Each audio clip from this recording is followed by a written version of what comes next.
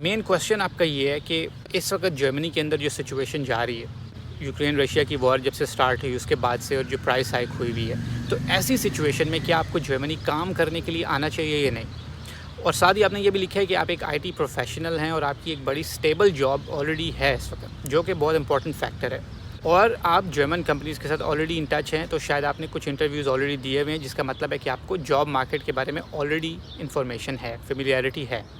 तो मैं आपको थोड़ी सी सिचुएशन यहाँ पे बता देता हूँ इस वक्त क्या है जर्मनी के अंदर, उसकी बेस के ऊपर फिर मैं आपको अपना भी डिसीजन बता दूँगा कि आपको आना चाहिए या नहीं, और वैसे भी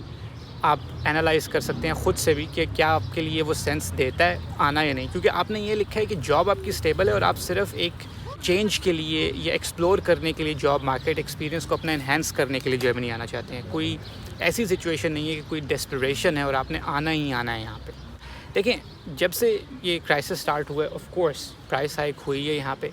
पॉलिटिकल इंस्टेबिलिटी भी हुई है, लेकिन ओवरऑल मैं आपको बताऊँ कि सिचुएशन कोई ऐसी बहुत ज़्यादा डिज़ास्ट्रस नहीं हुई हुई जर्मनी के अंदर। प्राइस हाइक की भी मैं आपको एक एग्जांपल बता देता हूँ,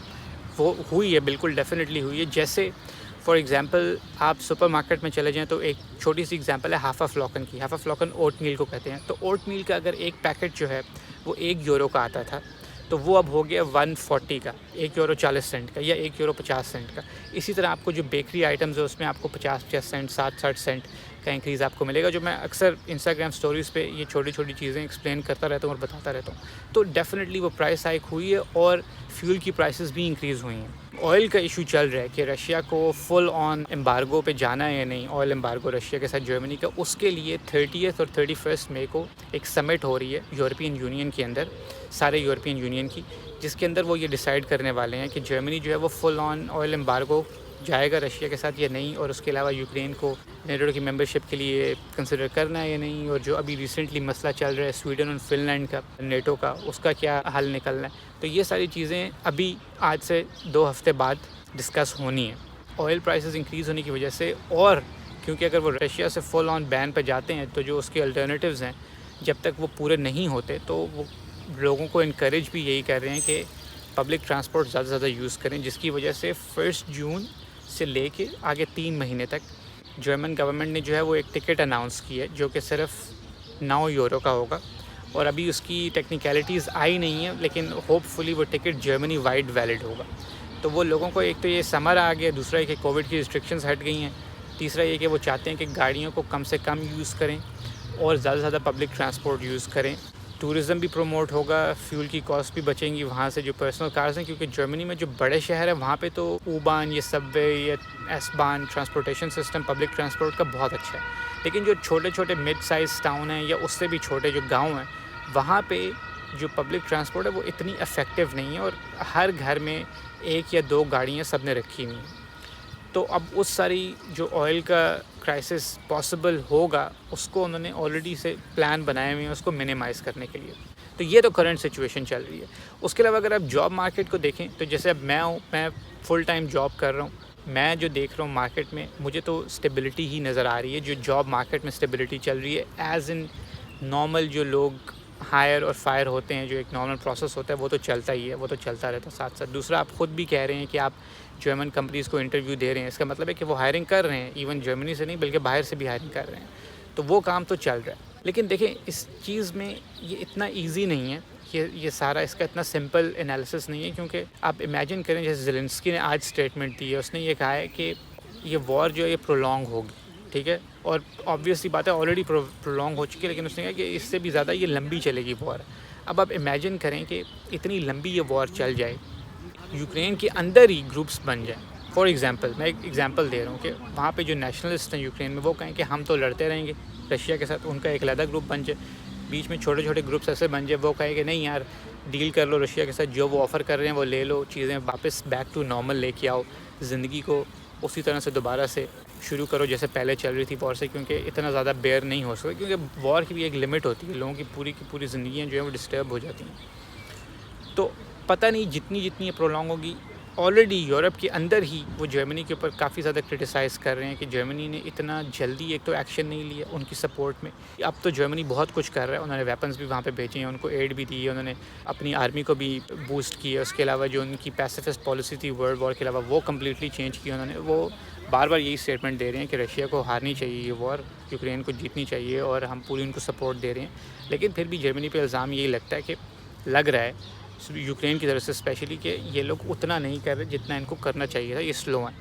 तो जो इधर की नेटो के अंदर जो कंट्रीज़ हैं उनके अंदर भी इसके ऊपर डिविजन्स जा सकती हैं, यूरोप के अंदर भी उनके भी अपने अपने इंटरेस्ट हैं, क्योंकि जर्मनी बार बार कहता है कि हम हेल्प करेंगे, ज़रूर करेंगे, बहुत ज़्यादा करेंगे, वॉर नहीं होनी चाहिए किसी भी सूरत में, लेकिन वो अपने लोगों का इंटरेस्ट भी साथ सेव करना चाहते हैं। इसलिए सिचुएशन जो है ना ये ओपन एंडेड है। आप ये नहीं कह सकते कि हाँ यार ठीक है 1 महीने में ख़त्म हो जाएगी, 2 महीने में, 3 महीने में, 4 महीने में, 6 महीने में, या बीच में क्या इसमें कुछ भी हो सकता है। जैसे मैंने पहले भी एक्सप्लेन किया था कई वीडियोस में कि अगर वो पोलैंड के ऊपर भी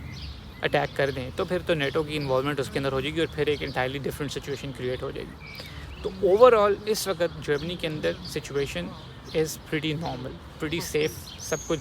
ठीक नॉर्मल ज़बरदस्त तरीके से चल रहा है। प्राइस हाइक हुई हुई है, जो भी पॉलिटिकल इंस्टेबिलिटी है वो उसको कर रहे हैं, काउंटर कर रहे हैं, लेकिन डेफिनेटली वॉर के जो इफ़ेक्ट्स हैं वो हैं। और यहाँ पे रेफ्यूजीज़ भी आए हुए हैं बहुत सारे और आ रहे हैं,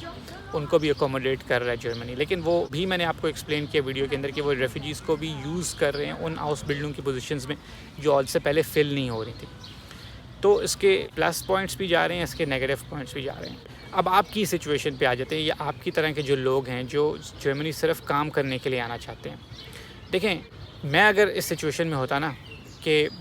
अब ऑलरेडी आपने कहा कि आप स्टेबल जॉब एक कर रहे हैं, कोई ऐसा नहीं है कि आपने यहाँ पढ़ने आना है या कोई बिल्कुल ही जॉब नहीं है और एक डेस्परेशन का मोड है कि आपने यहाँ पे आना ही आना है या कुछ करना ही करना है, तो मैं इंतज़ार करता और मैं देखता कि सिचुएशन कैसे अनफोल्ड होती है अगले एटलीस्ट 6 महीनों तक। जैसे अभी तो मई ऑलरेडी है और उसके बाद 6-7 महीने रह गए हैं 2022 के अंदर, तो मैं देखता है क्योंकि हर दूसरे तीसरे हफ्ते सिचुएशन अनफोल्ड हो रही है वॉर के अंदर। तो मेरी पहली तो सबसे पहले ये मूव होती। इस सिचुएशन में आप क्या कर सकते हैं, आप स्पेसिफिकली इस वक्त ये कर सकते हैं कि आप जिन कंपनीज़ को इंटरव्यू दे रहे हैं आप उनको ये कह सकते हैं, क्योंकि आप स्पेशली आईटी में काम करते हैं, कि यार मैं रिमोट काम करना स्टार्ट कर देता हूँ और मैं 2023 में जर्मनी में आके ज्वाइन कर लूँगा। क्योंकि अगर आप जर्मनी में आ भी जाते हैं ना अभी, तो बहुत सारे ऑफिसेज़ जो हैं वो इस वक्त होम ऑफिस की ऑप्शन अलाउ कर रहे हैं, क्योंकि होम ऑफिस तो मैंडेटरी था पिछले दिनों, लेकिन वो फिर मैंडेटरी जो क्लॉज थी वो अब ख़त्म हुई है कोरोना की रिस्ट्रिक्शंस के बाद, और अब वो मैंडेटरी नहीं है। लेकिन अभी भी सब हर ऑफिस का डिफरेंट मॉडल होता है, लेकिन बहुत सारे ऑफिसेज 2 दिन बुलाते हैं कि 2 दिन आप लोग ऑफिस आ जाएं, बाकी दिन घर से काम कर लें या 50-50 कर लें, depending on company, nature of job, बहुत सारी चीज़ों से मैटर करती हैं। लेकिन जैसे आपकी आईटी की काम है, तो आईटी का काम जो है वो ऐसा है कि वो आप रिमोट भी कर सकते हैं, और इस तरह की सिचुएशन में ये एक्सक्यूज़ बन भी सकता है कि आप अगले साल वहाँ पे आ सकते हैं, जैसे वॉर की सिचुएशन का एक्सक्यूज़ आप यूज़ करके या कोरोना का एक्सक्यूज़ यूज़ करके। क्योंकि कोविड का भी यही है कि पिछले साल भी यही हुआ था कि जब गर्मियाँ आई थी तो रिस्ट्रिक्शंस रिलैक्स हो गई थी, फिर जैसे जैसे सर्दियाँ आती हैं तो दोबारा से रिस्ट्रिक्शंस आ जाती हैं। तो आप ये कर सकते हैं कि आप या तो आप रिमोट काम करना शुरू कर दें और अगले साल आप आ जाएं, या आप जॉब मार्केट एक्सप्लोर करते रहें और आगे 3-4 महीने सिचुएशन देखें, और फिर अगर कुछ स्टेबिलिटी नज़र आए, क्योंकि ये ऐसा रिकरिंग टॉपिक है कि इसके ऊपर हम बार बार बात करते रहेंगे। तो आप मेरी लाइव स्ट्रीम में भी आ सकते हैं, वहाँ पे एक क्वेश्चन लेके 3-4 महीने बाद दोबारा इसके ऊपर हम रिफ्लेक्ट करेंगे जैसे जैसे सिचुएशन चेंज होगी। या आप ये भी कर सकते हैं कि आप सबैटिकल भी ले सकते हैं, जैसे कई जगह पे लोग सबैटिकल लेते हैं 6-6 महीने का, 7-7 महीने का, या 1-1 साल का, और उस टाइम के अंदर आप आके एक्सप्लोर करके सिचुएशन ख़ुद भी चेक कर सकते हैं। लेकिन वो तो डिपेंड करता है कि आपकी किस किस्म की जॉब है, वो स्टेबल होने का मतलब क्या है उसकी, वो प्राइवेट जॉब है, गवर्नमेंट जॉब है, अब फील्ड वो ही सेम है ये नहीं है, बहुत सारे उसके फैक्टर्स हो सकते हैं। बाकी जो लोग स्टूडेंट्स हैं या जिन्होंने वैसे ही जिनका प्लान है कि उन्होंने जर्मनी आना है, इर्रिस्पेक्टिव ऑफ द फैक्ट कि जो भी यहाँ पे सिचुएशन हो, क्योंकि उनके पास वहाँ पे रिसोर्सेज नहीं हैं या वहाँ पे उनकी गेम नहीं बन रही, तो वो तो डेफिनेटली आ जाएँ। जैसे मैंने कहा कि सिचुएशन बिल्कुल सही जा रही है, बिल्कुल नॉर्मल जा रही है, और जो लोग यहाँ पे रहते हैं उनके लिए कोई प्रॉब्लम नहीं हो रही। लेकिन आप जैसे आएंगे शुरू में, आपके पास वर्क वीज़ा पे आप डिपेंडेंट होंगे, तो अगर जॉब आपकी चली जाए, जैसे कोविड में भी ऐसे हुआ था कि जब नया कोविड आया था तो बहुत सारे लोग जो हैं वो उनको जॉब से हाथ धोना पड़ा था, और बहुत सारे लोगों ने फिर उन्होंने गवर्नमेंट ने एक पॉलिसी बनाई थी खुद साबाइट की, यानी कि उनको उन्होंने शॉर्ट टर्म वर्क पे भेज दिया था 20-20 घंटे के, 40 घंटे की बजाय, ताकि उनको फायर ना करना पड़े लेकिन पैसे कम देने पड़े और बाद में फिर उनको रीहायर कर लेंगे। तो क्या पता कोई ऐसी सिचुएशन आ जाए इमीडिएटली जिससे कंपनीज़ जो हैं उनकी भी सिचुएशन टाइट हो जाए, उनको भी डाउन साइजिंग करनी पड़ जाए, और फिर ऐसे लोग जो परमानेंट रेजिडेंट भी ना हों, नेशनल भी ना हों, सिटीज़न भी ना हों,